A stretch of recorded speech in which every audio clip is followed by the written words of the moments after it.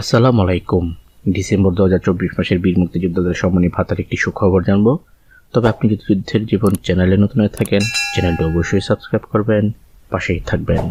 December 2024 মাসের বীর মুক্তিযোদ্ধাদের সম্মানী ভাতা প্রত্যেকের অ্যাকাউন্টে এসেছে। আপনারা এই মুহূর্তেই সেই টাকাটি উঠাতে পারবেন।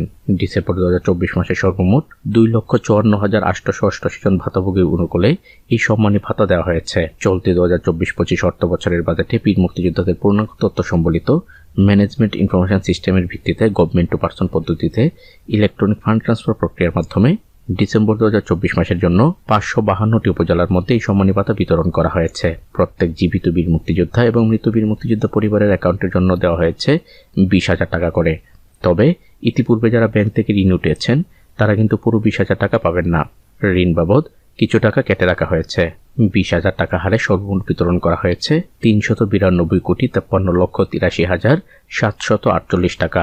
তবে এখানে বাংলাদেশ মুক্তিযোদ্ধা কল্যাণ ট্রাস্টের আওতাধীন শহীদ যুদ্ধাহত খেতাবপ্রাপ্ত বীর মুক্তিযোদ্ধাগণ এ বরাদ্দপত্রের আওতায় প্রদত্ত ভাতা প্রাপ্য হবেন না। তো আজ এ পর্যন্তই। দেখা হবে অন্য এক নতুন ভিডিওতে। ততক্ষণ পর্যন্ত সবাই ভালো থাকবেন, সুস্থ থাকবেন। আল্লাহ হাফেজ।